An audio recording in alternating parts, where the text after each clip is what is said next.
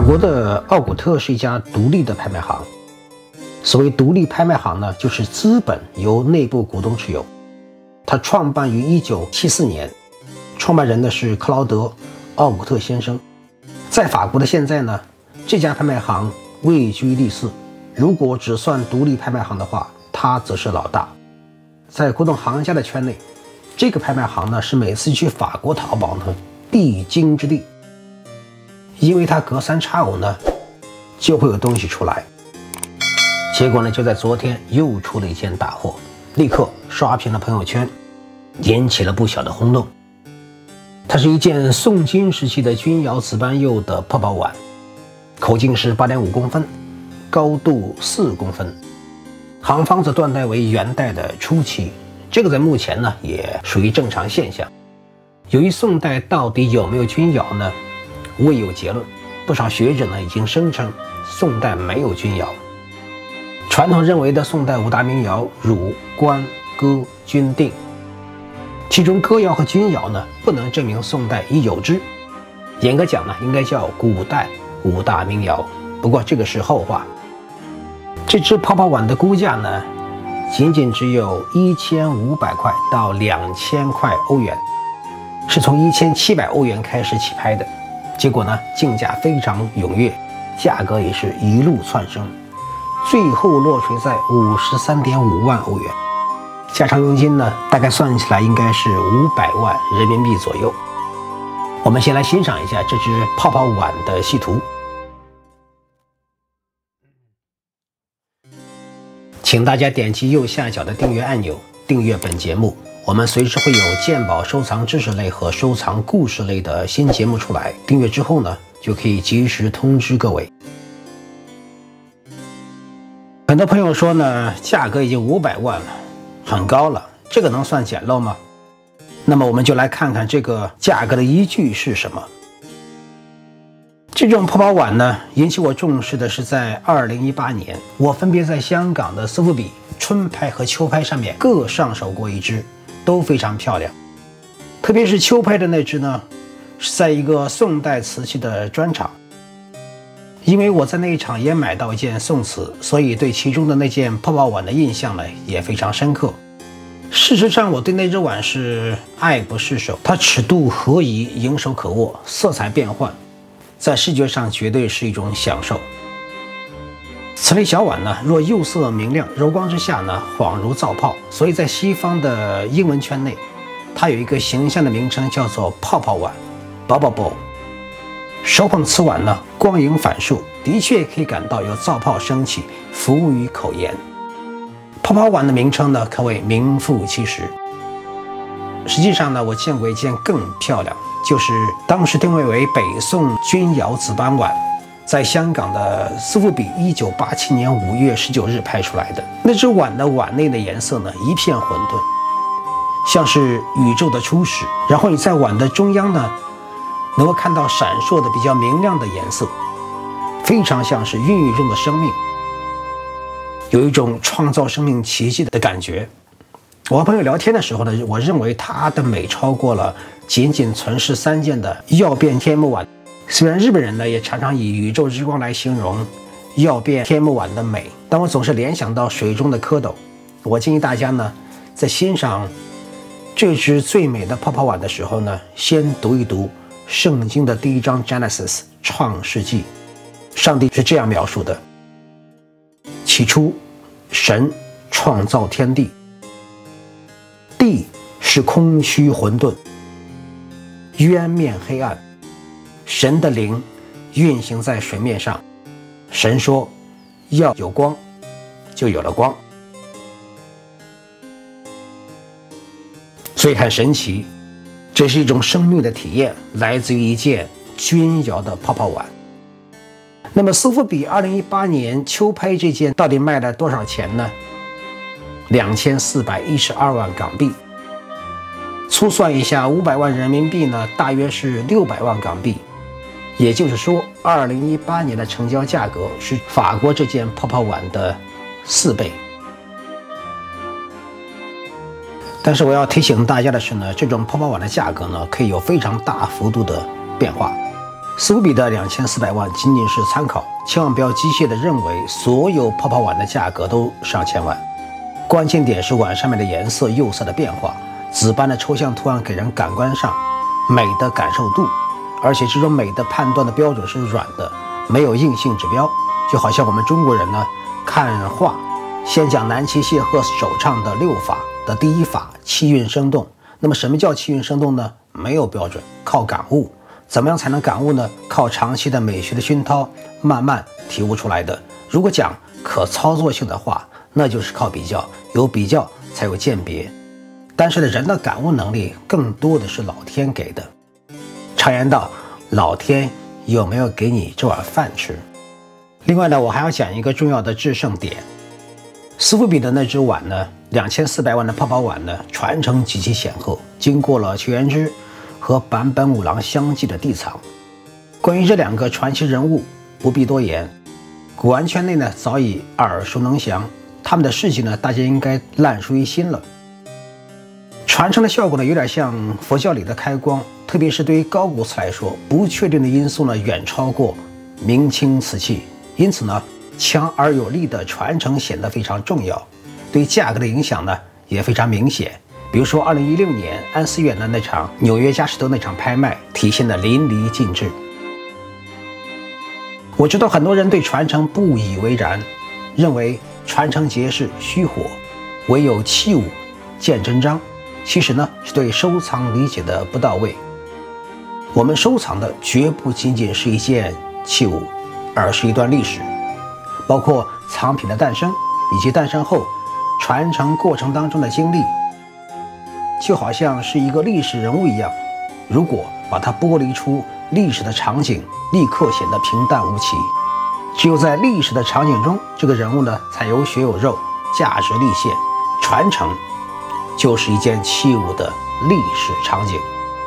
另外，在国际大拍，比如佳士得、苏富比等，他们其实有个底线，就是高古瓷如果没有明确的传承，一般是不会接受上拍的。当然了，这里面呢也有法律的因素。下面我们再来看一看以往同类拍品的其他成交记录。我刚刚讲过呢，2018年出过2件泡泡碗，我前面讲了一件是2400万的秋拍的，另一件是春拍，它的来源呢是 Alfred Schoenleit， 应该叫艾弗雷绍恩莱特吧。但这个来源呢是根据碗上面的标签判断的，没有其他的证据可以证明。不过呢，应该是可信的。早年间的标签呢都比较可信，但近些年呢，有人在标签上打主意，标签造假屡见不鲜。特别是那些已经关了门的老古玩店，比如说英国的 Spink， 其标签呢现在就比较泛滥，要多加小心。除此之外呢，这只碗还曾经在2006年的伦敦斯夫比上拍卖过一次。到了2016年，又参加过英国东方陶瓷协会会员藏品在伦敦的展览。苏富比春拍的这件泡泡碗最后的成交价是1452万元港币。第二件是2015年12月1日在香港佳士得林运山人的专场拍卖的首场拍卖，名字叫做古韵天成林运山人珍藏拍卖。它的拍品号2808号也是一件钧窑的泡泡碗。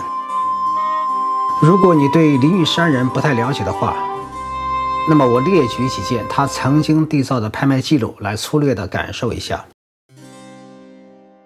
先讲一下林运山人的藏品数量其实并不大，大概不会超过150件，但是他的收藏品位非常高，是典型的日式收藏，品位高，传承显赫，而对器物的品相要求呢并不是很高。第一件是在纽约佳士得2016年9月15日举行的古韵天成林运山人珍藏拍卖的第2场，其中有一件南宋建窑油滴天目，它的估价是150万到250万美元，最终呢经过激烈争夺了以1030万美元落锤，加上佣金共计是1170.3万美元，以当日的汇率折算呢约合7807万人民币。刷新了建窑瓷器的世界拍卖记录。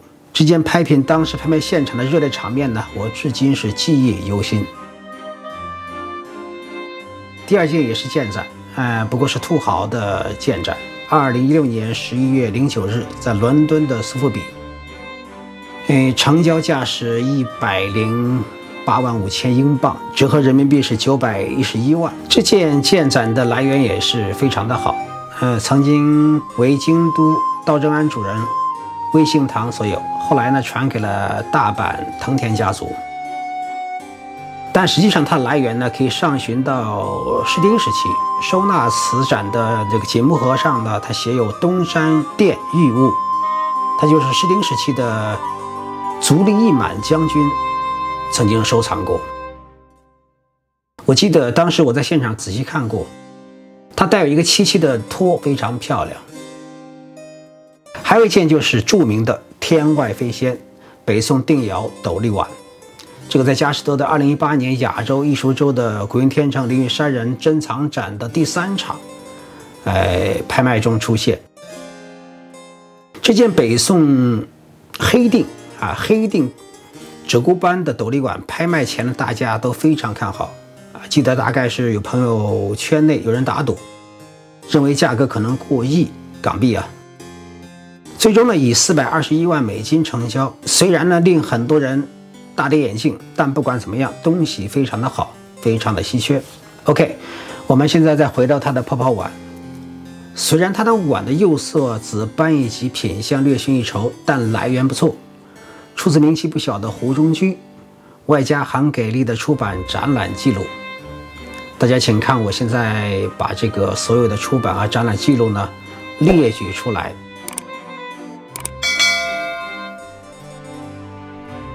这些出版和展览的记录呢，显然增色不少。最后这只口径8.6公分的泡泡碗呢，卖了港币640万。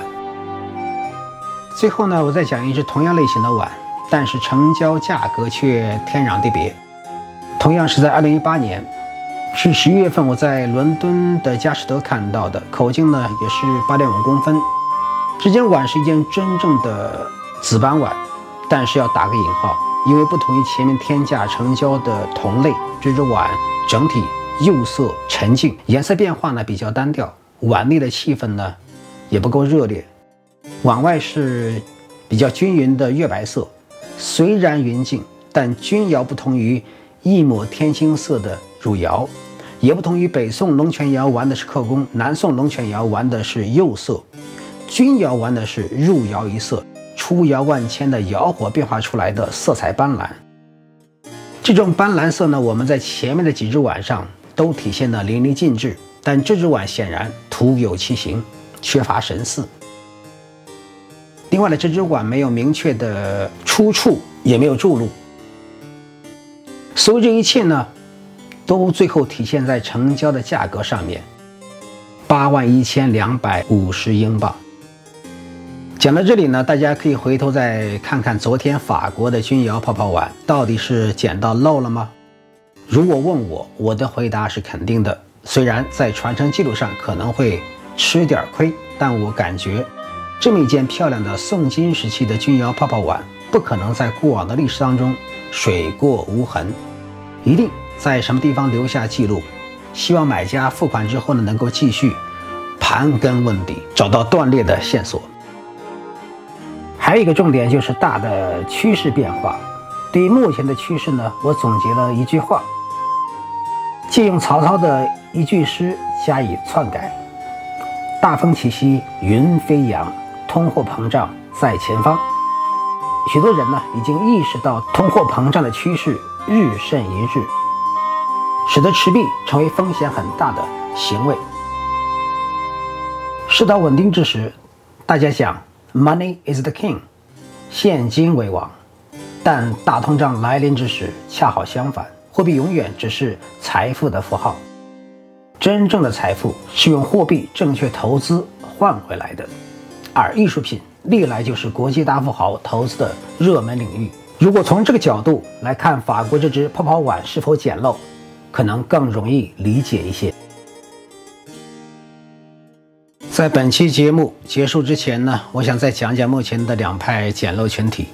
第一派呢，叫做靠时间捡漏派，主要是传统的欧美买家，以英国的几个 dealer 为代表，比如说 Ashkenazi、Spillman、Marchand。这些人呢，往往都是世家，出身显赫，用海外英美人士的话说，叫做 old money。简单讲呢，就属于贵族。中国人讲富不过三代，那个是因为中国特殊的国情所致。海外的绅士的贵族呢，很多以利若干代。这些人当中呢，如果做中国古玩生意的，很多都是爷爷买，孙子卖。第二派呢，是立等获利式捡漏派，主要是新晋暴富或者企图以此致富的古玩商人，有的以情怀为主，但多数呢以投机买卖为主。其操作的方式是今天买，明天卖，今年买，明年卖，甚至左手买，右手卖。总之一句话，赚快钱，所谓的 easy money， 快速致富。这个虽然我不赞同，但也无可厚非。一切呢都有一个过程，我们近几十年失去的许多东西呢，要靠时间慢慢弥补。现在其中已经有不少人开始觉醒，正在从立等获利式捡漏派当中涅槃出来。如果不发生大的外在变化，中国本土式的贵族精神会重新回归，爷爷买，孙子卖的情怀也会成为主流。